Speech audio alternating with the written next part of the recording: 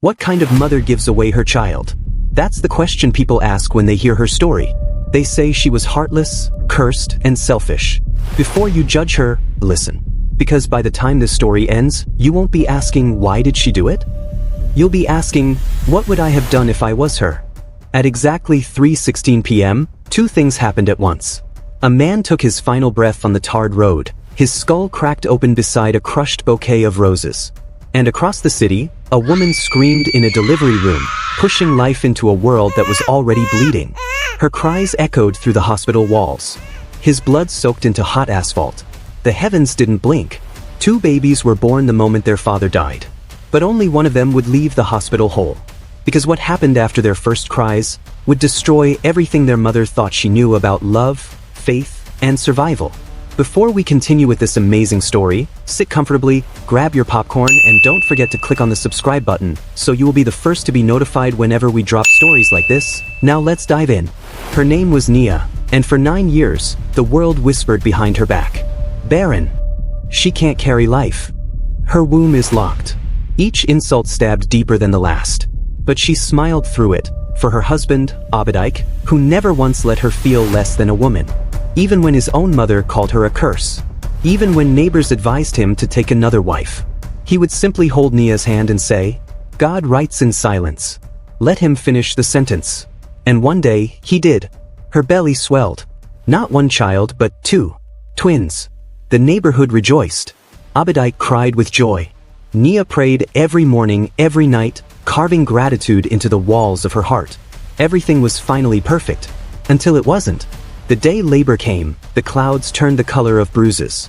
Abedijk kissed her forehead and rushed out to fetch the priest, and a small plate of jollof from her favorite buka. I'll be back before they arrive, he said. He never came back. They said a trailer lost control. That it hit him at the junction. That he died instantly. They said it softly, gently, like that would make it hurt less. Nia was still holding both babies when they told her. She didn't scream. She didn't move. She just stared at the wall. 2 sons. No husband. No home. No plan. The hospital didn't care that her world had ended. They handed her bills. Demanded payment. No money, no discharge. Not for her. Not for the babies. She called Abedijk's family. No one picked. The same people who once threw parties when she conceived were now silent. And so Nia remained in the ward for 2 whole months. The babies wailed. Her breasts dried up. Her skin darkened. Her voice shrank. She begged for milk. She whispered apologies to her sons. She prayed that hunger wouldn't take them in their sleep. Some nurses called her pitiful. Others a witch. But Nia said nothing. Not because she had no voice. But because no one was listening. Then one night, when the hospital halls went dark and even the rats were sleeping, Nia wrapped her babies, one on her chest, one on her back, and escaped. She walked under the moonlight like a shadow. Through gutters, past broken buildings, back to the place she used to call home. But her name had been painted in red across the wall, which, her wedding dress was hanging from a nail, torn and dangling like a ghost. Her clothes were in the gutter. The neighbors didn't greet her. They hissed from the shadows. She used her husband for rituals. Those babies are not human. Nia turned away. She didn't have tears left to cry. Every day after that was war. No food. No roof. Only rejection. She begged. She starved. She sucked water from sachets to wet her lips enough to whisper lullabies. She hawked pure water with a cracked tray and a baby strapped on each side. No one cared. Some gave her 50 naira. Some gave her looks. Most gave her nothing. And just when it seemed the world had forgotten she existed, a black SUV pulled up beside her. The windows rolled down with a hiss.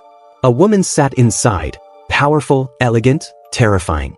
She looked at Nia, then at the babies, and said with a calm voice, I can make one of your children a king, but you'll have to choose which one. She didn't come with fire. She didn't come with horns or thunder. She came with perfume, and a smile so calm, it could silence your scream. That's how Madame Binta arrived, in a black SUV with curtains on the windows and secrets in the boot. She didn't ask Nia's name. She didn't ask if she was okay. She didn't even blink at the sight of the babies. She just looked, calmly, slowly, like a hunter choosing her next prize. And when she spoke, her words were gentle, but they carried the weight of a trap. I can help you, she said, but not for free. Nia stood beside the gutter, her legs shaking. She had sold only 3 sachets of water all day. The sun had burned her skin. The twins hadn't eaten since morning. She had stopped crying. There were no more tears left. When the SUV stopped beside her, she thought maybe it was someone offering a lift. But then she saw the woman step out. Tall, brown skin smooth like silk, lips painted red, heels clicking on the road like a clock counting down. Madame Binta. She wore a black gown that wrapped around her like shadow. Her jewelry sparkled like secrets. People nearby went silent. Even the wind slowed down. She didn't look like someone from Makota. She looked like someone who owned the world. Nia stepped back instinctively, pulling her babies closer. "I don't need trouble," Nia whispered. "I'm not here to hurt you," Madame Binta replied softly. "I'm here to change your life." She leaned in and touched the cheek of the baby on Nia's chest. "This one," she said. "His eyes are sharp. His spirit is strong. Do you love your children?" Nia nodded. "Then prove it." The SUV door opened. Inside was cool air, leather seats, and the smell of expensive wine. Nia didn't want to enter, but her legs moved on their own. She sat down, still holding both babies. Madame Binta poured a glass of wine and took a sip. "You have 2 mouths to feed. No husband. No house. No job. At this rate, all 3 of you will die." Nia blinked fast. She looked down at her sons. They were asleep. So peaceful. So unaware of the storm building above them. "I can save you," Madame Binta said. "But only if you give me one." Nia's throat closed up. "1 child. I'll raise him. Feed him. Educate him. He will lack nothing. He'll live like royalty. And you, I'll give you enough money to start over with the other." It was like a slap across the soul. Nia shook her head. "You want me to sell my child?" Madame Binta smiled. "No. I want to save him. One of them at least. You get to choose which one lives like a king, and which one lives in hunger." Nia was silent. Her whole body trembled. The air in the car felt thick, like smoke, like danger. "Think about it," Madame Binta said. "But don't take too long. This offer won't wait forever. 7 days. After that, the door closes." She reached into the glove compartment and handed Nia a small black card. No name. No number. Only 1 word in gold letters. Binta. Then the door opened again. "Get out," she said kindly. "And don't forget, you still have time to save one of them." Nia stepped out of the car with shaking legs.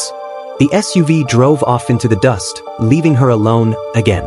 But this time, something had changed. The offer was like a thorn in her mind. She looked at her sons. One yawned in sleep. The other turned softly in the cloth. How could she choose? Which one would be raised in a mansion? And which one would sleep in the gutter? That night, she didn't sleep. She stared at the sky and asked the stars questions they couldn't answer. What kind of mother chooses between her children? Is it still love, if it comes with betrayal? She looked at her sons again. They were still too small to understand. But soon, very soon, she would have to make a decision. Some choices shout like thunder. Others creep in like whispers. Nia didn't hear screaming in her mind that week. She heard soft voices. Pick one. Save one. Let one go. Not from people. From her own heart. That week didn't move like 7 days. It moved like 7 knives, each one slicing deeper into her soul. The street didn't change. The hunger didn't stop. But Nia did. She stopped being sure. She stopped believing she was strong. Because every time she looked at her sons, she had to wonder which one she was willing to lose. Day 1 started like all the others, with heat, flies, and crying. Nia tied her babies the same way. One in front, one behind. She picked up the tray, balanced it on her head, and called out, "Cold water, pure water, please buy." No one did. But now, every face she passed looked different. She kept wondering, would they understand if they knew? By afternoon, the younger twin, the one in front, had stopped crying. He just blinked up at her, too weak to complain. She felt his bones through his skin. He didn't need a doctor to say it. They were both fading, and the black card in her pocket burned like fire. That night, Nia sat behind a locked stall and opened her wrapper. She looked at both boys sleeping on her chest. One smiled in his sleep. The other twitched, still hungry. She whispered, "How do I pick between heartbeat and heartbeat?" The card glowed faintly under moonlight. Just one word, Binta. She entered a church. Not to speak. Just to sit. She held her babies and stared at the altar like it owed her something. When a pastor approached, she quickly got up and left. If I say what's in my heart, lightning might strike me, she thought. Because deep down, she wasn't praying for both children anymore. She was praying for a sign, a way out. Day 3. She didn't hawk. She sat by the gutter where she first met the Slay Queen. A boy passed and offered her bread. She broke it in half. One piece for each child. She watched their faces carefully. Which one looks stronger? Which one will survive? Then she slapped herself. What kind of thought is that? But the thought came again that night. Louder. Day 4. A fight broke out near her sleeping spot. Broken bottles. 2 boys bleeding. Nia pressed her babies tightly against her chest and whispered, I can't let you grow up in this madness. And then that voice returned. Soft, seductive, familiar. You can save one. All you have to do is call. She didn't know if it was in her head, or if Madame Binta was really that close. Day 5. The money lenders came looking. A woman she owed from weeks ago threatened to beat her. People gathered. Some laughed. Some spat. The twins cried. Nia fell to her knees and begged. They left her in the dust. But the shame stuck harder than bruises. And now, survival felt like betrayal waiting to happen. Day 6. She walked again. Didn't sell anything. Didn't beg. She just walked and walked, as if distance could carry the guilt off her shoulders. That night, both babies giggled in their sleep. Their laughter sounded like little bells. She covered her ears. Stop laughing. You don't know what I'm about to do. Day 7. The morning was quiet. Too quiet. She fed the boys with what little bread she could find. She bathed them in a bucket near the broken tap. And she dressed them both in matching wrappers, the last gift Abadike had ever given her. Then she took out the black card. No number. No instructions. Just the name. But she held it in both hands and said, I'm ready. If you have watched to this point, please give us a thumbs up and then subscribe. It's totally free. It means a lot to us. Thank you. Let's continue. Some gates don't just keep people out. They trap your soul the moment you step through. And when Nia arrived at the gold-painted gate with one baby tied to her back and the other to her chest, she didn't know she was walking into something deeper than choice. She was walking into a cage made of luxury and secrets. The birds didn't sing. The wind didn't blow.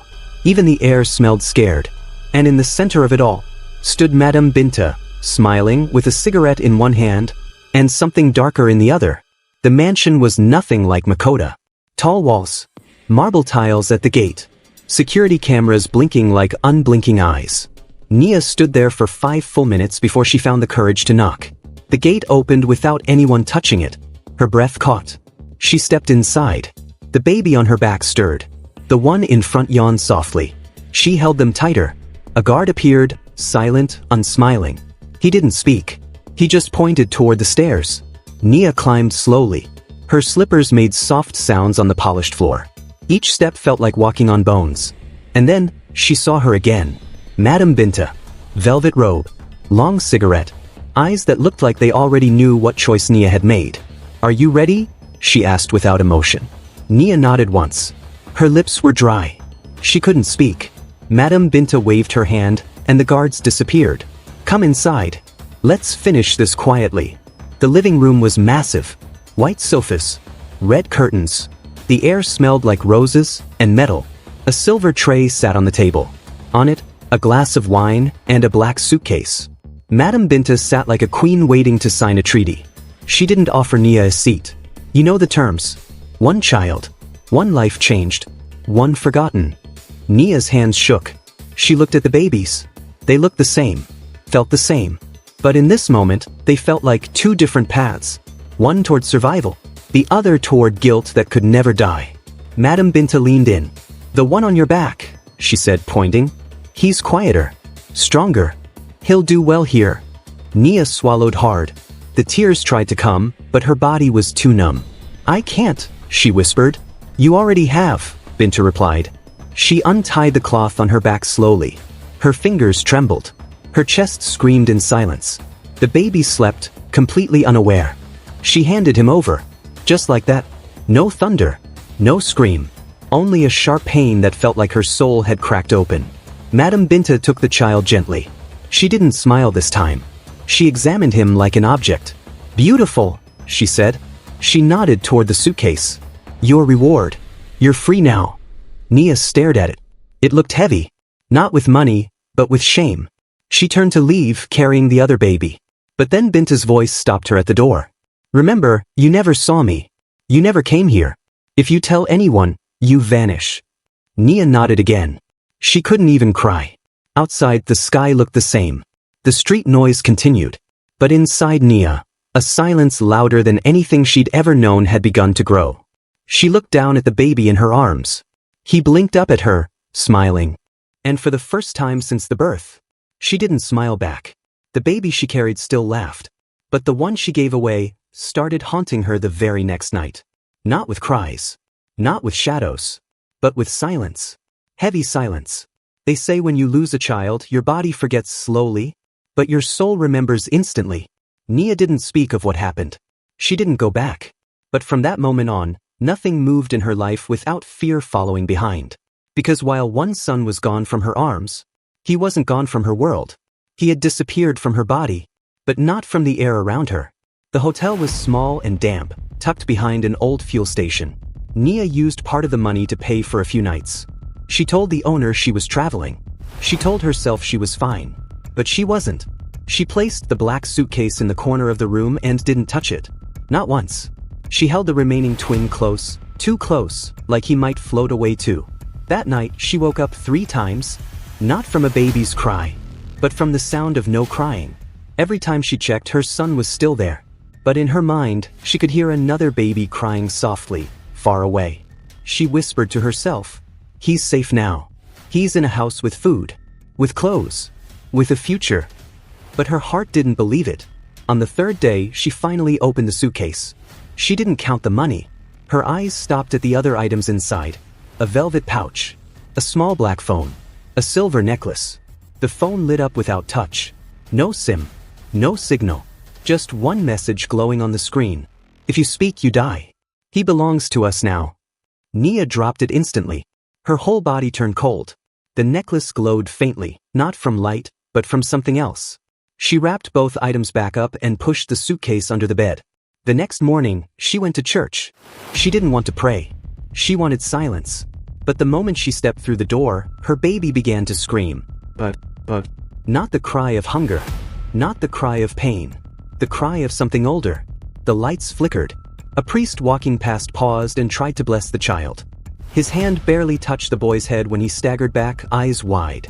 "What is this child?" he whispered, visibly shaken. Nia grabbed her son and ran. She didn't stop running until she reached an abandoned market. There, in the shadows of closed stalls, she sat. She rocked her baby back and forth. "You're my only one now," she whispered. "It's just you and me. Just us." But the wind around her whispered something back. "He belongs to us now." That night, she tried to sleep. But her dreams were not her own. She saw 2 boys standing side by side. One in gold. One in shadows. Both staring at her. Both crying. She reached for them. But every time she touched one, the other vanished. She woke up screaming. Her son stirred. And in that moment, she began to wonder if she had truly saved anyone at all. At first, she thought it was just guilt. Just nightmares. Just her tired mind playing tricks. But it wasn't. Because children don't usually stare into mirrors and smile at something no one else can see. They don't wake up at 2 a.m. and point to the corner of the room saying, "He's here." And yet, her son did. Every night. So Nia stopped wondering if she had made the right decision. She started asking a new question. What exactly had she given away? The hotel manager began to avoid her. At first, he was friendly. Then, he stopped knocking when it was time to clean. He said, "The baby cries too much." But Nia knew that wasn't it. The baby, whose name she still couldn't say without guilt, barely cried. He just stared. At walls. At ceilings. At mirrors. Always watching, as if listening to something she couldn't hear. One night, the mirror in the room fogged up. There was no reason. No heat. No steam. Just fog. And on the surface, 5 tiny fingerprints. Nia stared. She pressed her hand to the glass. Only her reflection looked back. Until she blinked. And saw a second child standing behind her. She turned quickly. Only one baby on the bed. She backed away from the mirror, heart pounding. "It's just my mind," she whispered. "I'm just tired." But the baby looked up at her. and smiled. Days passed. She stopped going outside. She didn't hawk. She didn't eat much. She couldn't. Because every time she closed her eyes, she saw both of them. Not just the one she carried, but the one she gave away. Sometimes they were together. Sometimes they were fighting. Sometimes they were whispering. One morning her son crawled to the mirror. He stood, using the edge for balance. Then he pointed to his reflection and said clearly, "He's coming." Nia froze. "Who's coming?" she asked. The child just smiled. That same night, something strange happened. She was changing her son's wrapper when she noticed something on his back. A faint mark, almost like a fingerprint. She wiped it. It didn't go. She scrubbed harder. It remained. It looked like a handprint. Small and burned in. She packed a suitcase, held her son, and left the hotel before morning. She moved to an old shed at the edge of Makoto. Abandoned. Dirty. But cheap. The man who rented it to her didn't ask questions. 1 week's payment. No noise. No visitors. Nia agreed. She just needed somewhere no one would look. Because she no longer feared judgment. She feared something else. Something she couldn't name.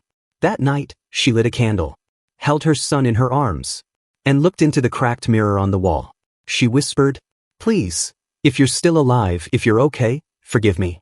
Behind her reflection, 2 small shadows appeared. She screamed. But the baby didn't flinch. He just turned to the shadows and giggled. When a mother runs out of options, she runs to the church.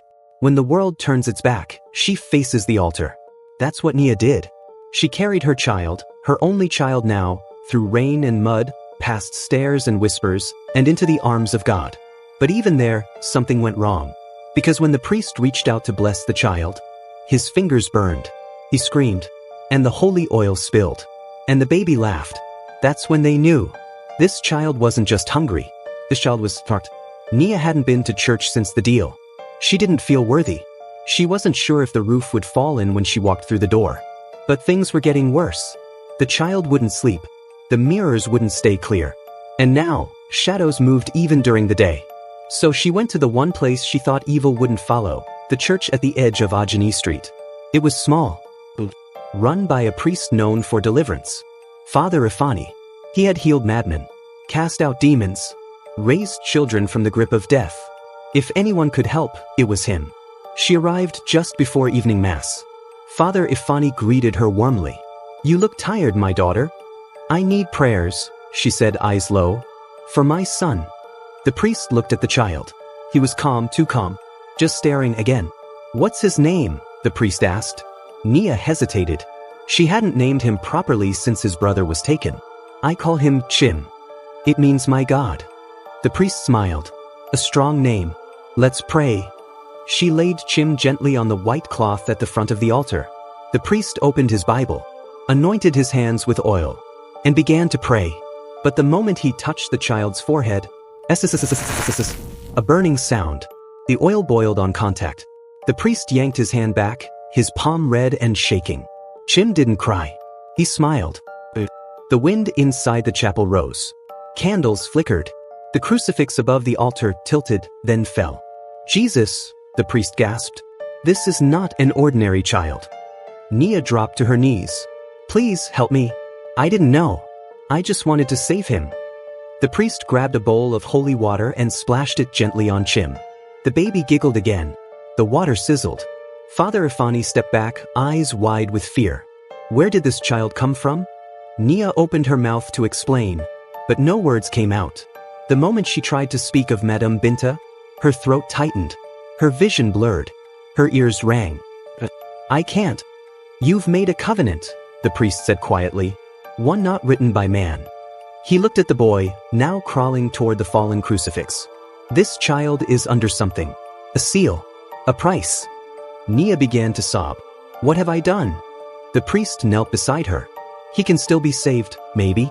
But it won't be easy." "How?" "You must find the source. Return to where the deal was made." "But she warned me." "So did God." Nia didn't respond. She picked up Chim, whose smile was now different. Wider. Too wide. She wrapped him in her cloth, nodded at the priest, and walked out into the night. The shadows followed. So did the whispers. "He belongs to us now." Some places are not built on land. They are built on secrets. And Madame Binta's mansion, the place where Nia handed over her child, was one of those places. It didn't shake when it rained. It didn't creak in the night. It listened.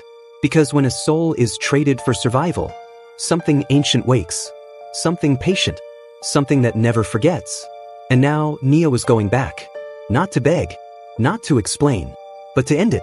Even if it meant walking straight into the mouth of the thing that had been watching her son, and smiling through his eyes. She arrived just after midnight. No car. No bags. Just her baby tied to her chest, and fear sitting in her throat. The mansion looked larger than before. The golden gate was still there. So was the silence. But this time, no one opened it. So Nia pushed it. It swung inward on its own. Inside, the air was warm and scented, roses mixed with something metallic, something wrong. She walked the same steps, up the same stairs, into the same living room. Nothing had changed. Except, everything had. The sofa was empty. The wine glass was half full. But Madame Binta was not there. Or so she thought. A soft voice came from behind the curtains. I told you never to return. Nia didn't flinch. I didn't come to beg. Then what do you want? My son. The pause. But which one? Nia's heart dropped. Both. Or none. The curtain shifted. Madame Binta stepped out, older, paler, thinner. But her eyes were sharper. You already made your choice. There are no refunds in this world. Then I'll take what's left. You think I kept him here? Binta laughed softly. You think I raised him in this house, fed him cereal and sang lullabies? She stepped closer. He's no longer yours, Nia. He's not even mine. Then whose is he? Silence. Then a whisper. Ask him. The baby on Nia's chest looked up, eyes glowing faintly. He opened his mouth. But it wasn't a cry. It was a second voice. One that didn't match his face. A voice older than time. You brought me here. You fed me guilt. You gave me a brother. You don't get to leave. The walls shook. Paintings fell. The floor cracked slightly beneath her feet. Madame Binta began to back away. Even she looked afraid. I told you. I warned you. Nia gripped her son tighter. Take me Let him go. That's not how this ends, the child whispered. Then how does it end? With the truth. The mirror behind them shattered. And in the reflection, two boys stood side by side. One dressed in gold. The other in shadows. Both staring directly at Nia. She dropped to her knees. I'm sorry, she cried. I didn't know. The golden boy stepped forward. He placed a hand on her shoulder. Suddenly, everything stopped. The lights. The shaking. The voices. Only silence. Still peaceful. Then the shadow boy, the one with the glowing eyes, smiled and faded into smoke. When Nia woke up, she was in the street. The mansion behind her gone. No gate. No house. Just an empty plot of sand. And in her arms, both twins. Alive. Breathing. Sleeping. She stared at them, confused. Afraid. But a calm had returned. Whatever had been claimed, had been returned. At least for now. They say Nia left the city. Changed her name. Raised her sons quietly in a village far from Makota. They say she never spoke of the mansion. Never touched the suitcase again. And never let her sons sleep apart. Because every time she did, she would hear laughter in the dark. Two voices. Not one. Moral of the story. When desperation knocks, not every open door is a blessing. Some doors are traps dressed as help. 5 key takeaways. 1. Never trade what you love for what you lack. 2. Help that comes too easy often costs too much. 3. Not every rich person got there by hard work. Some climbed on broken souls. For desperation is not evil, but it attracts evil. 5. Some choices don't haunt you because they were wrong, but because they were almost right. And so before you go, like this video if it moved you, subscribe to this channel for more shocking African modern stories and hit the notification bell so you don't miss next part because trust me, what happens next will shake your soul. See you in the next tale.